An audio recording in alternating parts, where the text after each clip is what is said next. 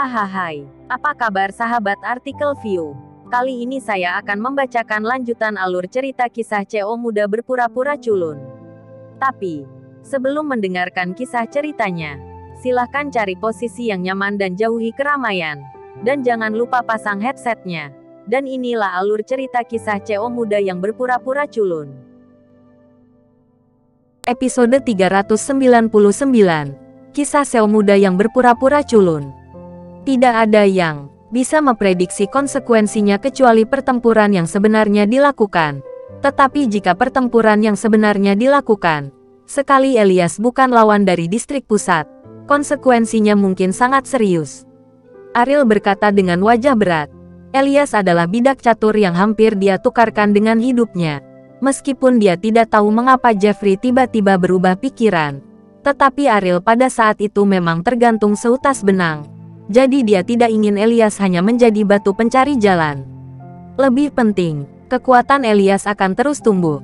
Dan dia akan dapat memberikan lebih banyak bantuan kepada Ariel di masa depan.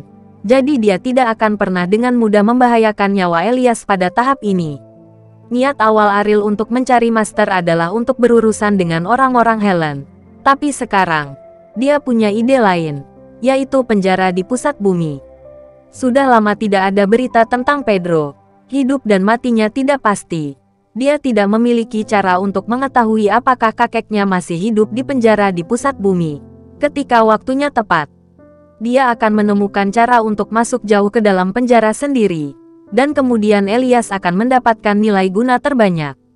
Pembicaranya tidak disengaja, dan pendengarnya disengaja. Bimo diam-diam mengingat kata-kata ini. Meskipun dia tahu bahwa membuat pendapat tanpa persetujuan Ariel pasti akan membuat Ariel tidak senang. Ada beberapa hal yang Bimo harus cari cara untuk Ariel. Karena Elias hanyalah pion untuk digunakan. Dalam pandangan Bimo, dia harus menunjukkan nilainya sesegera mungkin. Ngomong-ngomong, ada acara malam ini. Apakah kamu ingin ikut bersenang-senang? Bimo mengubah topik pembicaraan. Acara apa? Ariel bertanya. Alasan mengapa kota dapat mempertahankan popularitasnya yang tinggi di Bandung justru karena toko akan sering meluncurkan berbagai acara. Acara semacam ini bukanlah metode diskon, tetapi pertemuan di dalam toko. Sekelompok mahasiswi diundang secara khusus untuk memanaskan suasana, dan berbagai tema diperkenalkan untuk menarik perhatian. Sebelumnya ada sekelompok mahasiswa yang diundang, yang menimbulkan respon yang sangat antusias. Rehan. Dia menemukan sekelompok wanita untuk mendapatkan uang tambahan. Saya mendengar bahwa mereka semua adalah wanita cantik, kata Bino sambil tersenyum. Apakah wanita masih melakukan pekerjaan paruh waktu semacam ini? Ariel berkata dengan bingung. Bagi orang biasa, pendapatan di industri ini sudah sangat tinggi. Mereka tidak boleh melepaskan tubuh mereka dan berpartisipasi dalam kegiatan klub malam. Meskipun dikatakan bahwa klub malam tidak secara tegas menentukan apa yang harus mereka lakukan. Apa perbedaan antara menghadiri acara semacam ini dan menjual warna? Wanita malam juga manusia. Dan mereka juga perlu melampiaskan emosinya. Apakah Anda benar-benar berpikir bahwa tidak ada cinta sejati di klub malam? Faktanya, sebagian besar orang yang datang ke klub malam adalah pekerja kantoran yang serius. Hanya mencari tempat untuk melampiaskan emosi mereka yang biasanya mereka tidak punya tempat untuk melampiaskannya, kata Bimo. Ariel mengangguk. Budaya klub malam hari ini memang tidak berantakan seperti dulu. Meskipun ada banyak orang yang berburu kecantikan, itu juga kasus memancing nafsu. Tidak ada yang namanya paksaan. Dan di klub malam, keamanan setiap tamu akan dimaksimalkan. Saya memiliki ikatan yang tak terpisahkan dengan wanita baru-baru ini, kata Ariel sambil tersenyum. Ketika Bino mendengar ini, telinganya menajam, dan dia berkata, kamu tidak bisa berselingkuh. Aku bisa memperingatkanmu. Kamu adalah adikku dan kamu punya istri. Jika kamu melakukan sesuatu yang salah padanya, jangan salahkan aku karena mengatakan yang sebenarnya. Ariel menatap Bimo dengan tatapan kosong. Bahkan jika siapapun ditempatkan di depannya, dia tidak akan mau. Pandangan kedua, apalagi wanita malam. Apakah kamu berdiri terbalik setiap hari? Ariel bertanya pada Bimo. Untuk pertanyaan yang tidak dapat dijelaskan ini, Bimo penuh dengan kebingungan. dan berkata, siapa yang akan berdiri terbalik setiap hari ketika dia baik-baik saja? Tidak heran. Otak limbah. Ariel tertawa. Baru saat itulah Bimo menyadari bahwa dia sedang diejek, dan melirik Ariel dengan kesal. Untuk perusahaan penerbangan tertentu, untuk Ayuni, yang menerbangi rute domestik jarak pendek, dia sering berada di Bandung. Hanya saja tidak terlalu banyak waktu.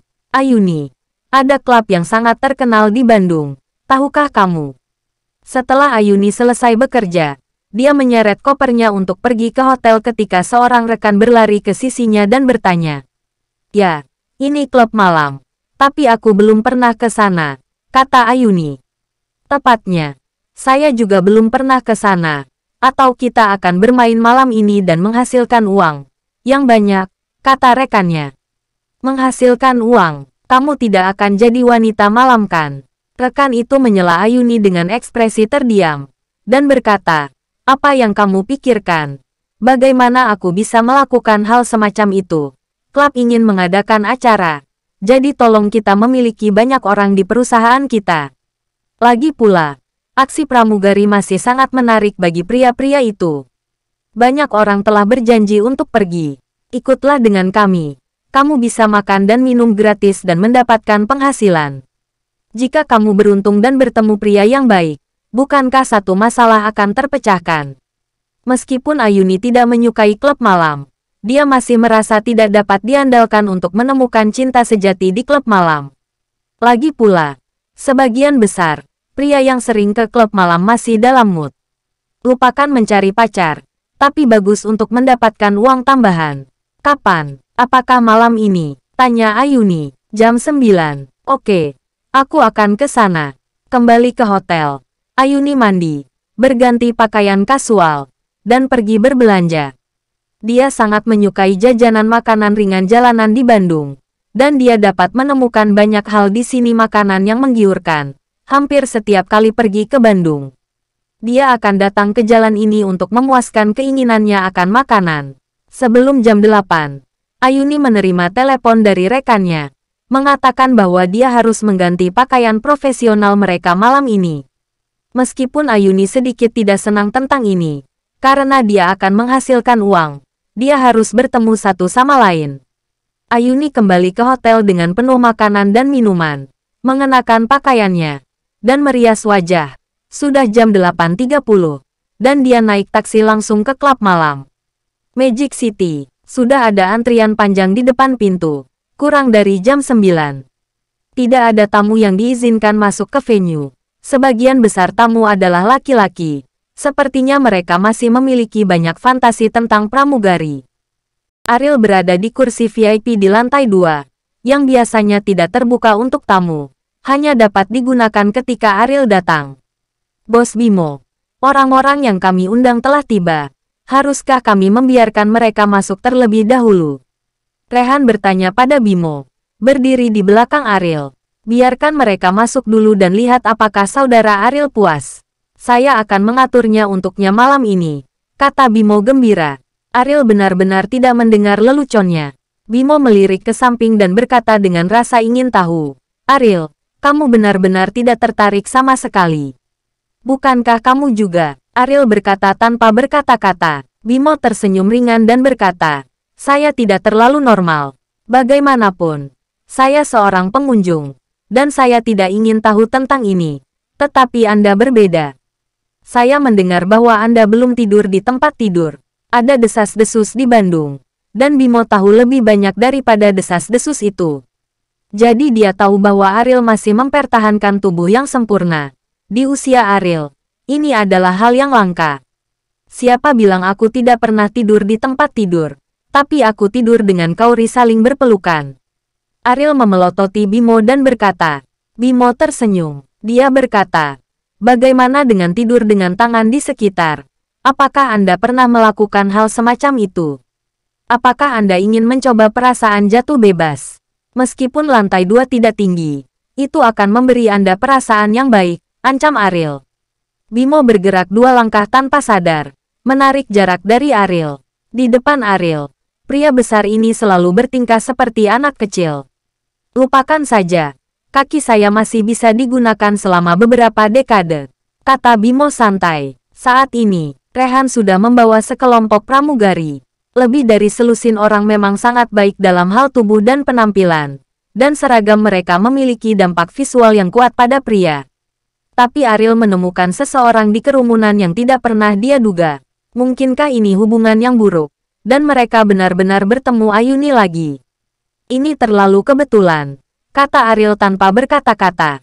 Ada apa? Aku melihat seorang kenalan. Bimo bertanya dengan rasa ingin tahu. Ariel terlalu malas untuk menjelaskan kepadanya. Kalau tidak, Bimo seharusnya curiga apa yang dia lakukan untuk menyakiti Kaori dan berkata, hargai kakimu. Bimo menghela nafas dengan sedikit minat. Dia sangat kuat dalam gosip semacam ini. Tapi demi kakinya, dia hanya bisa menahan rasa penasarannya. Pada jam 9, klub secara resmi memulai bisnisnya malam ini. Pelanggan membanjiri toko, dan segera pramugari dikelilingi oleh banyak pria. Bersambung.